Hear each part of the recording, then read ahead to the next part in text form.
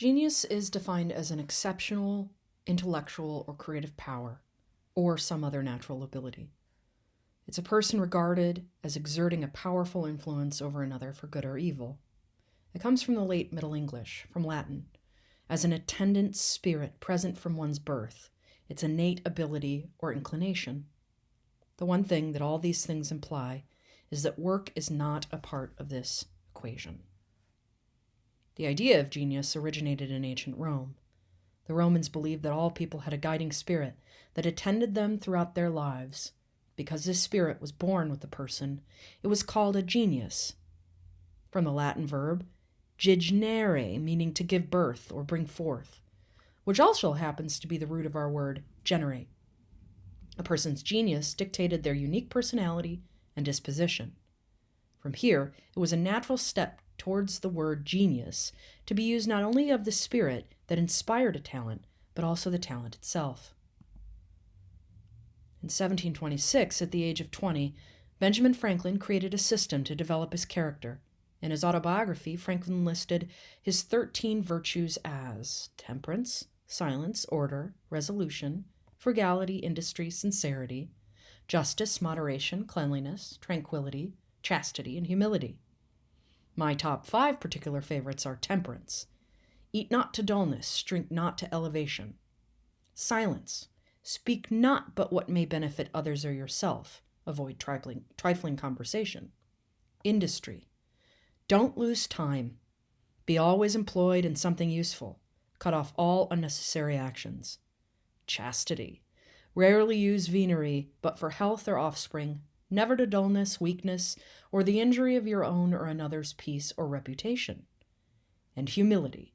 Imitate Jesus and Socrates. A little over 2 years ago, I started taking an hour a day and producing random daily thoughts. I systematically documented all things I found interesting on a daily basis, and I compiled a list. It became a discipline that forced me to be present in my world differently. As a comedic yet vulnerable character, but also as a tabula rasa, a blank slate open to whatever the wind swept me. I do these daily thoughts in an attempt to follow Benjamin Franklin's 5-hour rule, to invest in an intentional form of learning 1 hour daily, 5 days a week. I shared them on social media, and when folks got too heated about disagreeing with me and saw the production as a threat, I pulled the plug. Here is an example of a single day. 1. Seen on the internet. Send a wedding invite to every billionaire whose address you can find, because there's a 50-50 chance their assistants just send you a perfunctory gift without ever wondering who the hell you are. 2. Picasso's famous look was a Breton striped shirt and was based on the one that the Navy required French seamen to wear in Brittany, with 21 horizontal stripes to represent each of Napoleon's victories and a continuous stripe from shirt to sleeves to make it easier to see sailors in the distance. Coco Chanel brought working-class Breton stripes to the fashion world in 1917. 3. Being buoyant is exhausting. 4.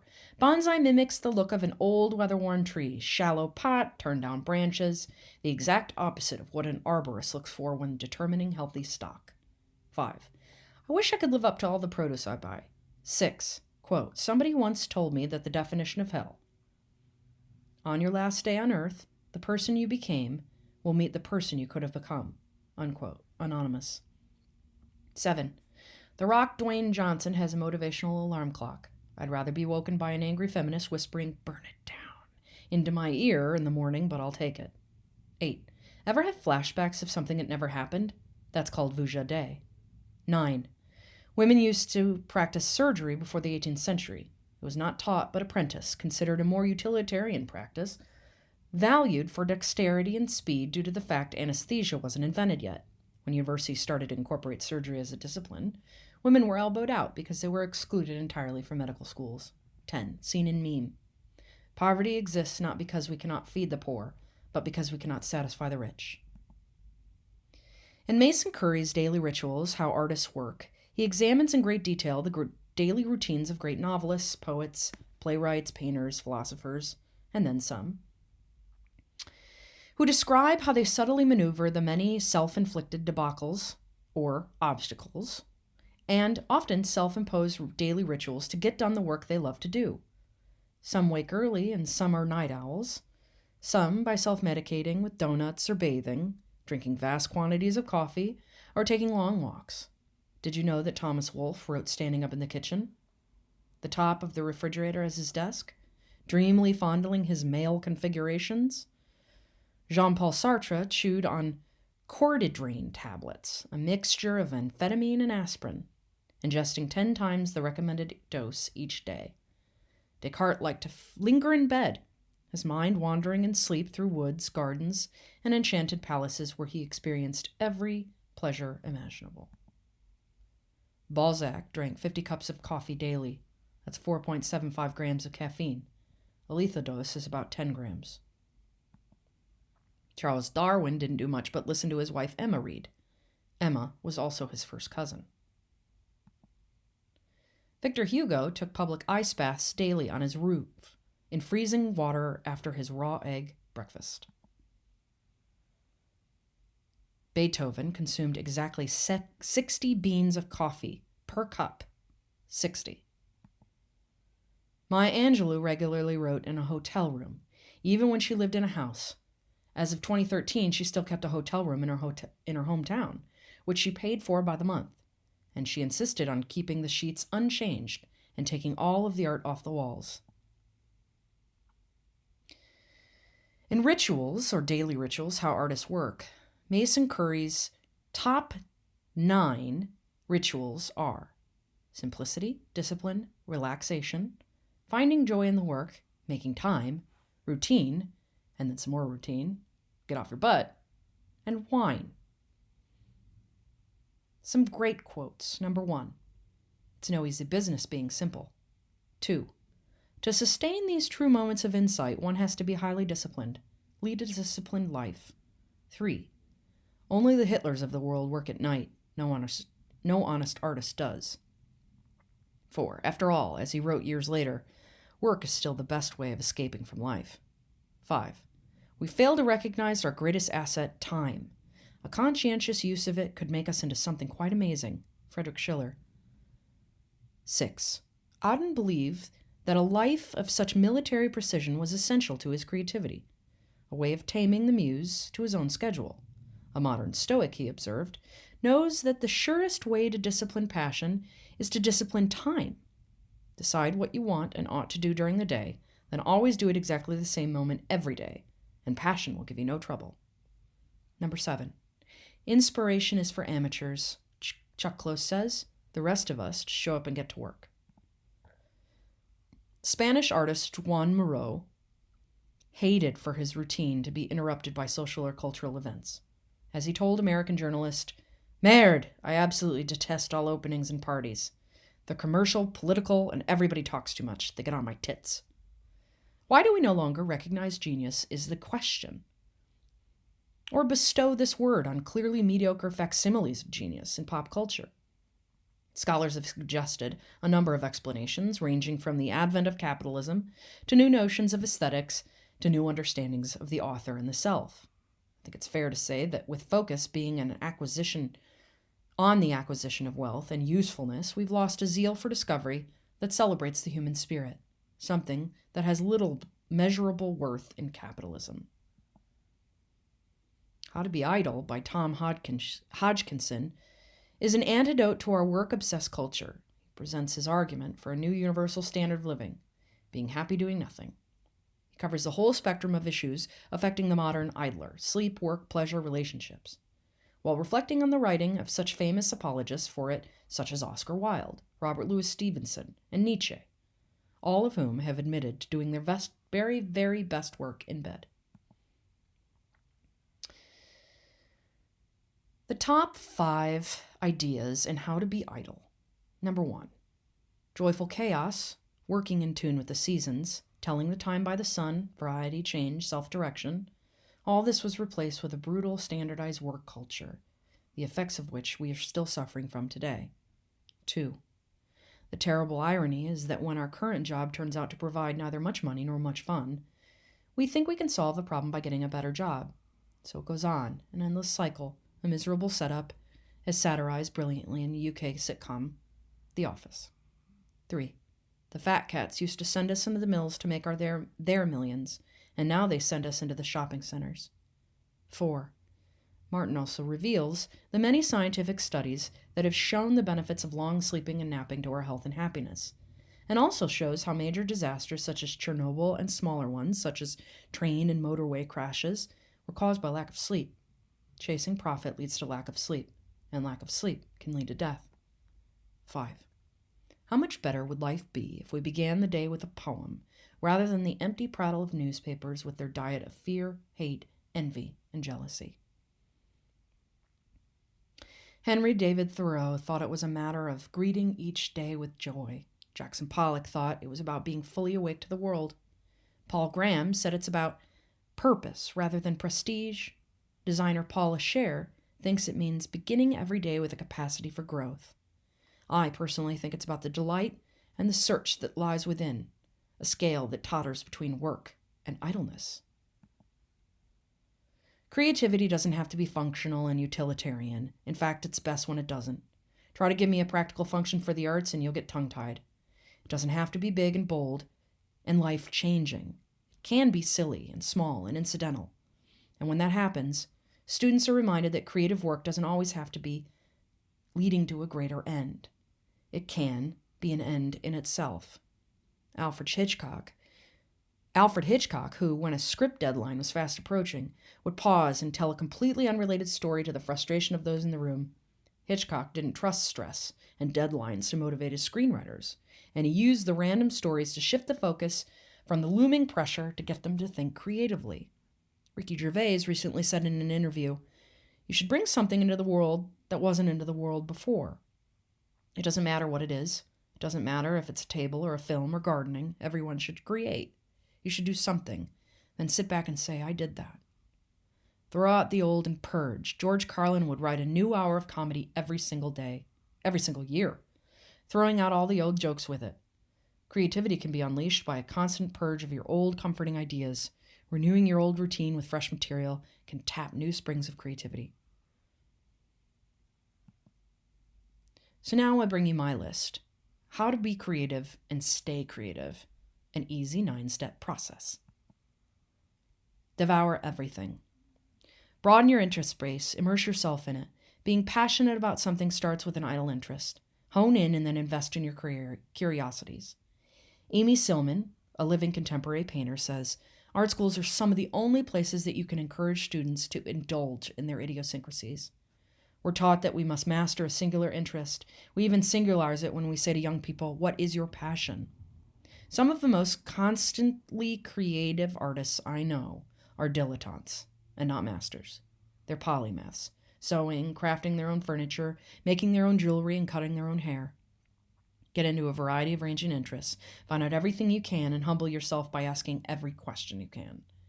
Everyone you encounter in life has something to teach you, and if given the opportunity, they'll talk your ear off about their own passions. All we have to do is listen. Stop avoiding failure. Originality, in my mind, does not exist. The divine fury of genius is a myth. Talent is simply reinforced and cultivated, giving the appearance of the effortless. Virtuosity is the product of practice. The story I tell often is Frank Lloyd Wright designing his masterpiece Falling Water in 1936. The house straddles a waterfall in southwest Pennsylvania and was designed for Edgar Kaufman and his family. As reported by Wright's apprentices, Kaufman, Sr., was in Milwaukee 9 months after their initial meeting and called Wright at home early Sunday morning to surprise him with the news that he would be visiting Wright that very day before lunch. He couldn't wait to see Wright's plans. Wright had told Kaufman in earlier communication that he'd been working on the plans, but not had actually drawn anything. After breakfast that morning, amid a group of very nervous apprentices, Wright calmly drew the plans in the 2 hours in which it took Kaufman to drive to his office. I tell this story because it illustrates something we hold ourselves up to, a standard that's unattainable, genius. We expect that we should be great and masterful at our projects without rigor. The story doesn't reveal the 67 years of preparation he did before that 2 hours.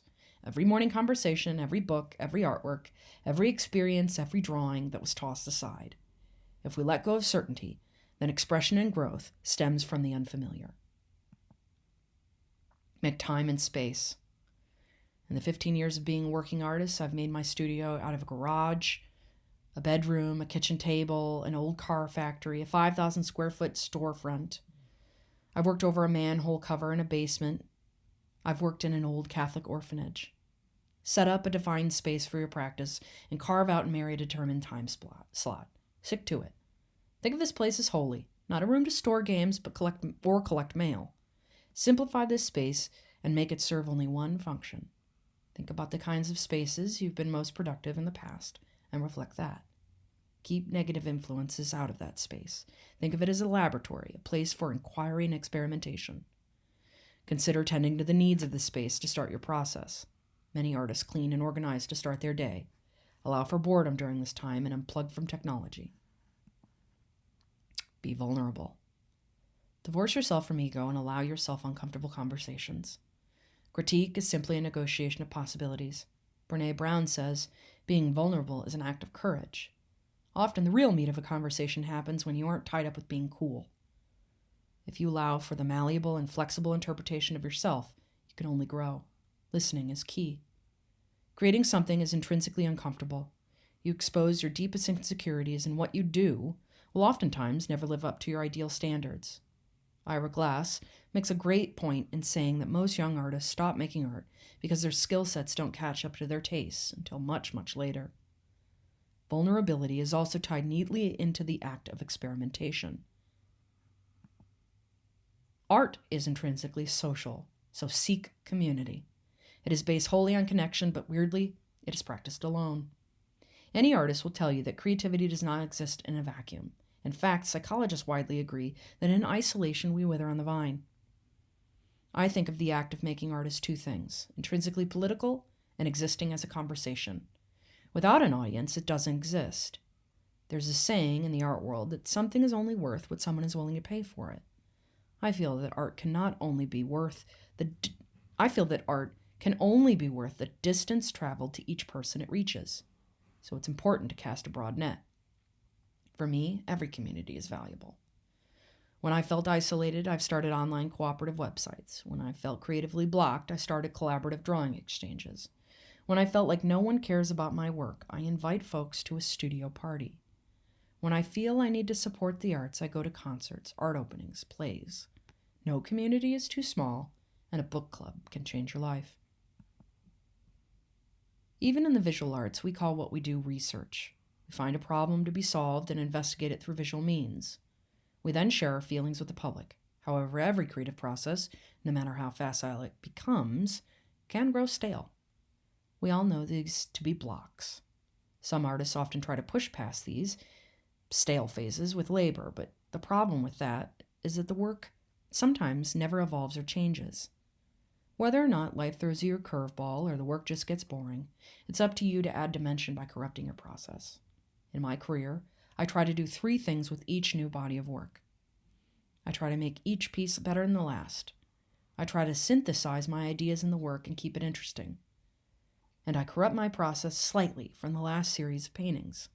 This renews my interest and provides me a new limitation to confront. When you feel yourself relying on worn solutions, add spice to your brew. One of my mentors drilled into me the importance of the pursuit of honesty. It took me a long time to trust that my version of honesty would be informed by everything I engaged with, that my authenticity would be unique, but also an amalgamation. I realized that artists act as filters, distilling richness from their own experiences.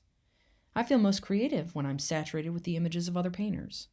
I ask my students to create image banks full of their influences outside of art, from filmmakers to hair braiding, favorite media outlets to pets. I ask what they surround themselves with in their homes. I ask them to critically analyze what type of music they listen to. This exercise forces them to condense their voice from simple pleasures. We talk a lot about the artistic voice in our field. This can be anything from a unique aesthetic to a technique or conceptual concentration.